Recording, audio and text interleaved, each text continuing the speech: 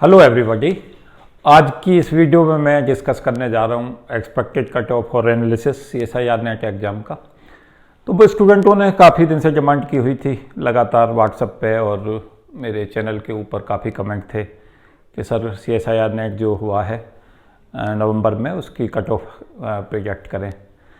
तो ऑलवेज बहुत मुश्किल होता है प्रोजेक्ट करना कट ऑफ का, और बेसिकली जो कट ऑफ है वो स्टूडेंट तय करते हैं, टीचर उसे तय नहीं करते, क्योंकि कंपटीशंस जो होता है बेसिकली वो स्टूडेंट्स के बीच में होता है। तो स्टूडेंट्स कैसा करके आए हैं पेपर वही तय करते हैं कि मेरिट कहाँ जाएगी। लेकिन जो जहाँ तक मेरा अभी तक मेरे पास फीडबैक है और जितनी मेरी स्टूडेंट से बात हुई है उसमें कुछ स्टूडेंट्स काफ़ी इजी बता रहे हैं पेपर को, कुछ लोग मॉडरेट बता रहे हैं, कुछ टफ बता रहे हैं। बाकी कुछ लोगों ने और भी एनालिसिस किया है, मैंने उन लोगों की राय भी जानी है कि लोग क्या सोचते हैं मेरिट के बारे में। तो डिफरेंट जो चैनल्स हैं उन्होंने भी प्रोजेक्ट किया है मेरिट को, मैंने भी काफ़ी एनालिसिस किया है और काफ़ी होमवर्क करके आपके सामने हूँ। एक चीज़ जो मैं पेपर में देख रहा हूँ, मैंने पूरा पेपर पढ़ा, कई बार देखा, कुछ क्वेश्चंस मैंने सॉल्व भी किए हैं, कुछ आगे भी सॉल्व करके दूंगा। तो मैं क्या देख रहा हूँ पेपर में कि सेक्शन ए मुझे डिफ़िकल्ट लग रहा है। पहले से जो पेपर रहा है उसमें जैसा पेपर आता रहा है उसके हिसाब से जो सेक्शन ए है वो कम्प्लीटली टफ है। क्वेश्चंस में बहुत ज़्यादा टफ भी नहीं मानता, तो क्या है कि टाइम कंज्यूमिंग थे जो पेपर करने सेक्शन ए में गए, उन्हें समय लग रहा था क्वेश्चंस में, और जिन्होंने समय सेक्शन ए में लगा दिया, ज़्यादा समय लगाया है, उन्हें सेक्शन बी और सेक्शन सी के लिए थोड़ा समय कम मिला है। तो ये रहा है, और एवरेज मार्क्स जो है कंपेरेटिवली जो रहते थे उससे कुछ कम ही आएंगे। जैसे पहले पेपर रहा बच्चे अटैम्प्ट करते थे सेक्शन ए से जितना मार्क्स लाते थे, कुछ स्टूडेंट्स हैं जिन्होंने थोड़ा समय ज़्यादा दे दिया, उनके मार्क्स थोड़े उसमें बढ़ सकते हैं, लेकिन बाकी सेक्शन बी और सेक्शन सी पे उसका इम्पैक्ट आया है। जहाँ तक सेक्शन बी की बात है, बहुत सारे चैनलों पर मैं देख रहा था, सब प्रोजेक्ट कर रहे थे कि सेक्शन बी काफ़ी मॉडरेट है। मैं ये कहूँगा कि हाँ, पेपर जो है उसमें सेक्शन बी ज़्यादा टफ तो नहीं है, लेकिन थोड़ा ट्रिकी है, और कुछ ऐसे एक्सपेक्टेड एरिया जो रहते हैं उनसे थोड़े से बाहर से क्वेश्चन है। क्वेश्चन ज़्यादा टफ नहीं है, लेकिन अगर आपको कंसेप्ट ज़्यादा है पता है, मैं पहले भी वीडियो में मैंने कहा था कि पेपर थोड़ा ट्रिकी बनने वाला है। जब से NTA के पास आया है, मैंने पहले भी आपसे कहा था कि आपको थोड़ा ट्रिक अप्लाई करनी होंगी, और जो क्वेश्चंस हैं वो थोड़े कंपेरेटिवली पहले के मुकाबले ज़्यादा ट्रिकी होने जा रहे हैं। आगे के लिए भी मैं बता रहा हूँ कि पेपर थोड़ा ट्रिकी बनने वाला है। तो आप ट्रिक देखें, छोटे छोटे ट्रिक्स जो है कोशिश करें लगातार सीखने की, उससे आगे आपको बल मिलेगा। तो सेक्शन बी मॉडरेट और ट्रिकी है। और जहाँ तक सेक्शन सी की बात है, सेक्शन सी जो कि हम सब जानते हैं उसमें जो कंट्रीब्यूशन है पेपर का 50% रहता है। सेक्शन सी जो है थोड़ा डिफ़िकल्ट था और मुश्किल था उसे हैंडल करना, टाइम कंज्यूमिंग भी थे क्वेश्चंस और जो कैलकुलेटेड भी थे, और कुछ क्वेश्चंस तो उसमें ऐसे थे कि जो स्टूडेंटों की अप्रोच से बाहर होंगे, क्योंकि एज ए टीचर भी मैं देख रहा था कि बहुत मुश्किल था उन्हें कवर कर पाना। फार्मूलों का, जिन्होंने फार्मूलों की श्रृंखला को तैयार किया था, फार्मूलों को तैयार किया था, उन्हें फ़ायदा मिला होगा। सेक्शन बी में तो काफ़ी कुछ फार्मूला बेस्ड क्वेश्चन थे, कुछ कई सारे क्वेश्चन मैंने देखे। तो ये मैं पेपर के बारे में देख रहा था। मैं थोड़ा सा आपके से ये भी डिस्कस करना चाहूँगा कि लो मेरिट के कॉज क्या हो सकते हैं, हाई मेरिट के कॉज क्या हो सकते हैं। क्योंकि स्टूडेंट्स क्या है कि जितना भी वो करके आता है सदा चाहता है कि मेरिट जो प्रोजेक्ट हो वो उसी के अराउंड हो, तो उसको अच्छा लगता है। और कई बार जब चैनलों से या डिफरेंट जो ओपिनियन है वो उनके खिलाफ जाती हैं तो उन्हें ख़राब लगता है। तो मैं स्टूडेंटों को निश्चित तौर से एक एडवाइस देना चाहूँगा, मेरी इस एडवाइस पर सदा जीवन भर याद रखना कि हर कोई ये चाहता है, शिक्षक चाहता है और हर कोचिंग सेंटर वाला चाहता है कि मेरिट लो हो, ज़्यादा से ज़्यादा बच्चों के सिलेक्शन हो। एज ए टीचर मैं भी ये चाहूँगा कि सभी स्टूडेंटों का सिलेक्शन हो जाए, लेकिन ये जो है सच्चाई नहीं है। क्योंकि कंपटीशंस जब होता है तो कंपटीशंस हमारा स्टूडेंटों से ही होता है, स्टूडेंट का कंपटीशन स्टूडेंट से ही होता है, लेकिन उसमें जो थोड़ा बेटर कर जाता है, जो पेपर में प्रेशर को हैंडल कर लेता है। मैं खास तौर से कहूँगा बहुत सारे स्टूडेंट्स हैं जिनकी तैयारी बहुत ज़्यादा होती है, लेकिन वो प्रेशर हैंडल नहीं कर पाते, पेपर में प्रेशर में आ जाते हैं। और ख़ास तौर से पुराने स्टूडेंटों के साथ अक्सर मैंने देखा है कि वो प्रेशर हैंडल नहीं कर पाते, पेपर के अंदर लगातार उन पर दबाव बनता है। 2-3 क्वेश्चन अगर उनसे नहीं होते तो उनके जो पेपर आगे बिगड़ने के चांसेस बढ़ जाते हैं। तो ये कॉज मैं बताना चाहूँगा कि लो मेरिट का एक कॉज ये भी रहता है कि प्रेशर जो हैंडल है उसे सब नहीं कर पाते हैं और ख़ासतौर से पुराने स्टूडेंटों पर काफ़ी प्रेशर रहता है। एक चीज़ जो मैं देख रहा हूँ वो ये है कि पैटर्न जो है लगातार चेंज हो रहा है। पैटर्न चेंज होने का मतलब ये है कि एक्सपेक्टेड लाइन से भी हट हट का क्वेश्चन आ रहे हैं, ये भी हो रहा है और थोड़े ट्रिक भी ज़्यादा अप्लाई हो रहे हैं पेपर के अंदर जब से एनटी के पास में गया है पेपर। तो लो मेरिट का एक कॉज ये भी रहता है। एक दूसरा क्या है कि माइंडसेट्स जो है और लगातार जो स्टूडेंट्स का माइंडसेट था, क्योंकि पेपर की लगातार डेट चेंज हो रही थी, तो पेपर की डेट चेंज होने से क्या था कि स्टूडेंट का जो माइंड फ्रेमवर्क था वो सेट नहीं हो पा रहा था पेपर के हिसाब से। मोटिवेशंस भी लैक था कोरोना के कारण, जो सभी एक थोड़ा सा डिप्रेशन सभी में था। वो डिप्रेशन का जो पैमाना है किसी में ज़्यादा किसी में कम था, लेकिन वो कहीं ना कहीं माइंडसेट में और जो हमारा माइंडसेट था वो भी बेटर नहीं था और मोटिवेशन तो लगातार लैक ही कर रहा था। सभी लोग परेशान थे कोरोना के कारण। लगातार डेट चेंज हो रही थी तो स्टूडेंट अपने आप को सेट नहीं कर पा रहा था, अपना टारगेट उसके सेट नहीं हो पा रहे थे। लगातार उसके माइंड में लगातार चल रहा था, जो भी डेट आ जाती थी कि हो सकता है आगे फिर से बढ़ेगी, तो इसकी वजह से भी लो मेरिट जाने के चांसेज है। उसके अलावा क्या कि बहुत बड़ा जो लॉट है कम्पिटिशन्स जो देता है वो सीनियर स्टूडेंट्स करते हैं। मैं बताऊंगा कि फ्रेशर को एक फ़ायदा ये रहता है कि उन पर दबाव कम होता है, तो ज़्यादा रिस्क लेने की स्थिति में होते हैं और कभी कभी प्रेशर ना होने की वजह से वो और बेटर कर जाते हैं। लेकिन फिर भी मेरा अपना मत ये है कि जो सीनियर स्टूडेंट्स होते हैं जिन्होंने प्रॉब्लम बहुत ज़्यादा की होती हैं, बहुत ज़्यादा जिनके पीछे रिगरस मेहनत लगी होती है, लॉन्ग समय से प्रिपरेशंस करते हैं, वो ऑलवेज मेरिट को डिसाइड करते हैं और उनकी राय में को मैं सबसे ज़्यादा प्राथमिकता पर रखता हूँ कि वो क्या समझते हैं पेपर के बारे में। तो उनकी राय और भी मैं अभी डिस्कस करूँगा, क्या स्टूडेंटों से बात हुई, सीनियर स्टूडेंट क्या मान रहे हैं, ये सब चीज़ें भी डिस्कस करने जा रहा हूँ। और हाई मेरिट के मैं थोड़े से कॉज भी बता दूँ कि लो मेरिट के कॉज क्या मुझे लगे, मैंने अभी डिस्कस की। हाई मेरिट का बता दूँ, एक तो यह है कि भाई competition day to day increase हो रहा है। सभी स्टूडेंटों को ये मान लेना चाहिए कि कंपटीशन हमारा डे टू डे बढ़ रहा है, पहले के मुकाबले अवेयरनेस बढ़ी है। बच्चे जो है यंग जनरेशन जो आती है 2-3-4 साल जो बाद में आती है वो पहले के मुकाबले सुपीरियर होती है, इस सेंस में कि माइंड सेट जो उनका थोड़ा सा ज़्यादा मतलब क्विक होता है, ज़्यादा तेज़ी से रेस्पॉन्स करते हैं, ग्रास्पिंग ज़्यादा होती है। तो कंपटीशन बढ़ रहा है, फ्रेशर्स थोड़ा ज़्यादा कंपटीशन देते हैं जो पुराने स्टूडेंट्स हैं उनके लिए, तो ये हाई मेरिट का एक बड़ा कारण रहता है। उसके अलावा क्या है कि जो नए कैंडिडेट हैं, मैं लगातार बताता रहा हूँ, नए कैंडिडेटों पर प्रेशर नहीं होता और उन्हें प्रेशर हैंडल नहीं करना पड़ता, इसलिए क्या होता है कई बार वो बहुत अच्छा कर जाते हैं और जो सीनियर स्टूडेंट्स होते हैं उन पर वो प्रेशर क्रिएट कर जाते हैं और कई बार एज ले जाते हैं।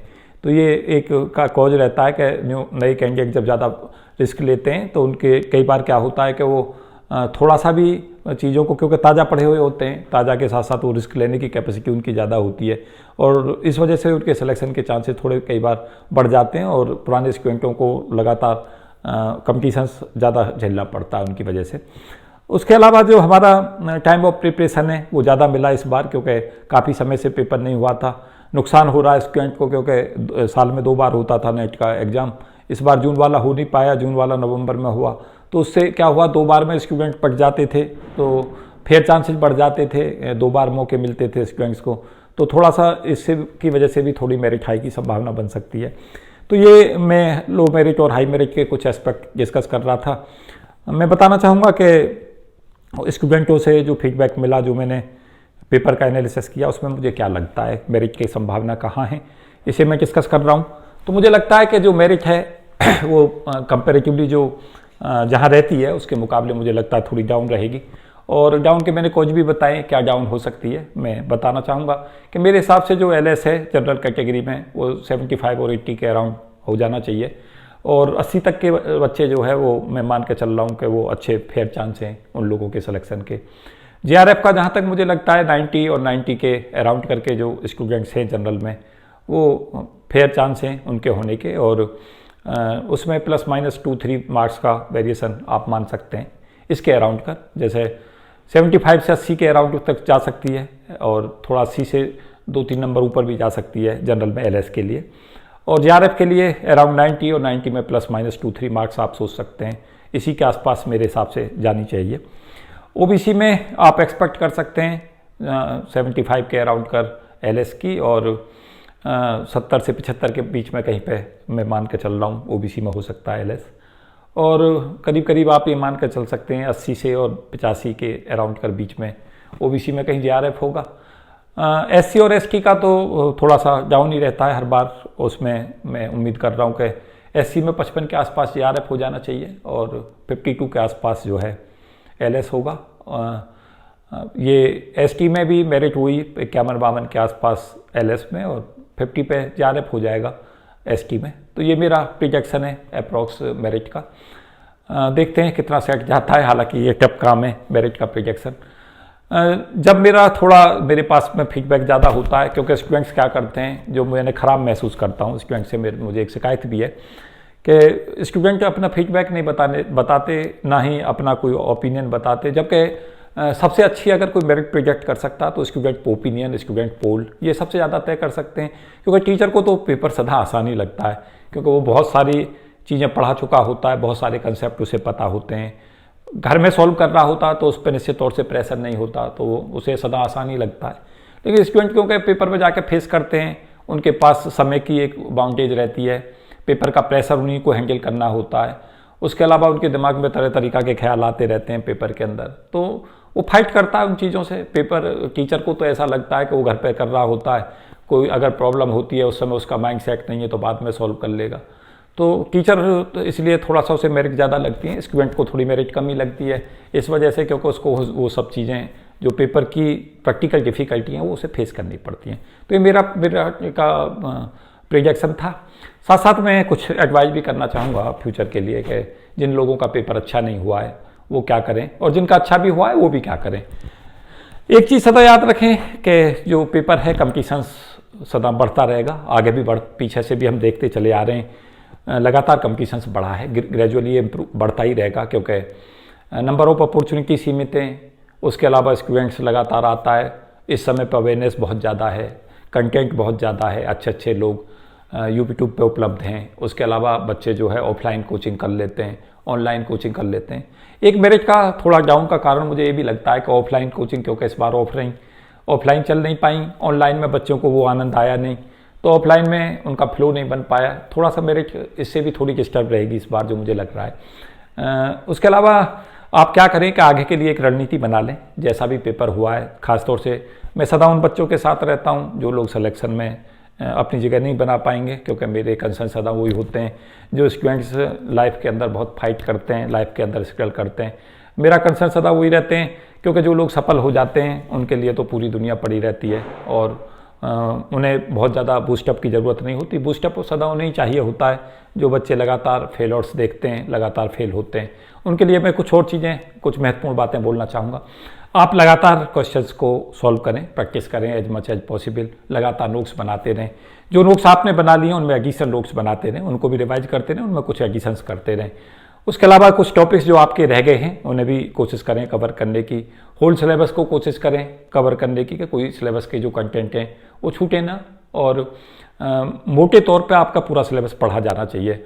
पढ़ने के साथ साथ उसके मेन फार्मूले आपके पास में रहने चाहिए, जिससे क्या हो कि जब भी क्वेश्चन फार्मूला बेस आए आप कर पाएँ। उसके अलावा स्मार्ट प्रिपरेशंस करते रहें। स्मार्ट प्रिपरेशंस में यही होता है कि पीछे के पेपर्स देखते रहें, पेपर के ट्रेंड को पढ़ने का प्रयास करें, पेपर में क्या ट्रेंड चेंज हो रहा है, पहले पेपर कैसे बनता था, पेपर में क्या बन रहा है, उस पेपर का एनालिसिस लगातार करें। खासतौर से पुराने स्टूडेंट को मेरा एडवाइज है, क्योंकि वो बेसिकली क्या होता है पुराने पैटर्न पे ही तैयारी करते रहते हैं, उसमें नया परिवर्तन नहीं देते, तो वो लगातार फेल होते जाते हैं। उनसे मेरा आग्रह ये है कि स्मार्ट रहें प्रिपरेशन में और पेपर के पैटर्न को देखें, पेपर में क्या बदलाव हो रहा है। हार्डवर्क करते रहें, राइट डायरेक्शन में हार्डवर्क करें। हार्डवर्क तो की है सक्सेस की, लेकिन वो राइट डायरेक्शन में हो।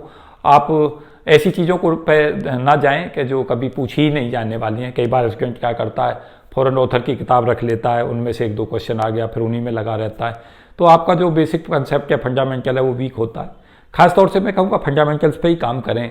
जिन लोगों को लगातार सफलता नहीं मिल रही है उन्हें मैं लगातार ये कहना चाहूँगा को नीचे बेसिक से उठाएं और बेसिक से ऊपर अपना स्टैंडर्ड को डेवलप करें, क्योंकि सक्सेस ऊपर जो आपका कंसेप्ट है उससे कम और नीचे के बेसिक फंडामेंटल से ज़्यादा मिल रही है।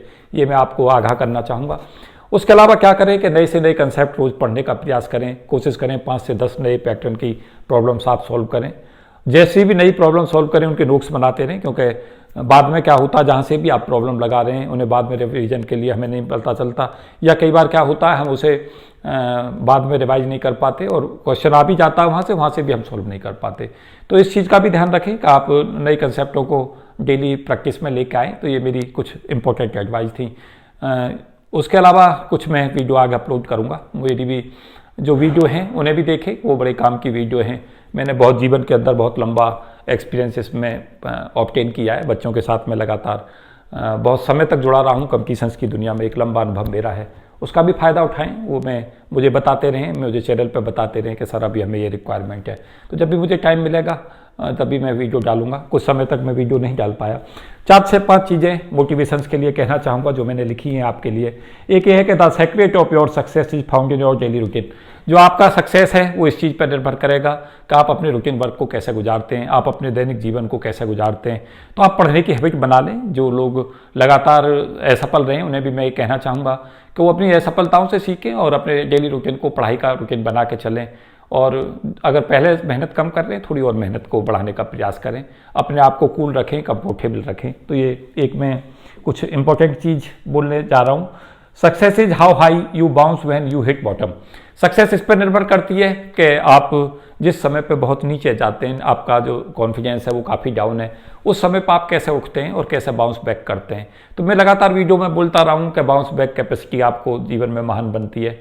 अभी राष्ट्रपति चुनाव हुआ यूएस में, अगर आप बिडेन की जीवन को पढ़ेंगे तो आपको बहुत बड़ा मोटिवेशन मिलेगा। आपको पता चलेगा उसने जीवन में क्या क्या खोया है और उसके बाद भी, खोने के बाद बीमारियों से लड़ते हुए और आज जो यूएसए के राष्ट्रपति वो चुने गए। तो बहुत बड़ा अचीवमेंट लोग पाते हैं बाउंस बैक कैपेसिटी से। आप अपने आप को कमज़ोर करके ना आके आप मजबूत अपने आप को करें। आप कैसी भी सिचुएशन में हों तो आप बिल्कुल ये सोचें कि आगे हम बहुत कुछ बड़ा करने वाले हैं। एक जो बड़ी चीज़ मोटिवेशनल क्विक्स में मैं कहना चाहूँगा वो है great things never come from comfort zone. जितनी भी हमारी ग्रेट चीज़ें हैं, जितने भी महान लोग हैं, अगर आप उनको देखें तो कंफर्ट जोन से कभी नहीं आती हैं। जो सफलताएं हमें कंफर्ट जोन से मिलती हैं वो बहुत बड़ी सफलताएं नहीं होती और या फिर वो बहुत स्थायी सफलताएं नहीं होती। तो स्थायी सफलता सदा हार्डवर्क से आती है और जो आप संघर्ष कर रहे हैं वो संघर्ष आपका निश्चित तौर से जीवन में कामयाबी आपको देगा। इन्हीं विचारों से मैं अपनी बात को विराम करना चाहूँगा। आगे कुछ मोटिवेशनल वीडियो और कुछ गेट के लिए और नेट की आगे 2021 में आप क्या स्ट्रेटजी रखें, इन पर कुछ मैं जल्दी ही वीडियो बनाऊँगा।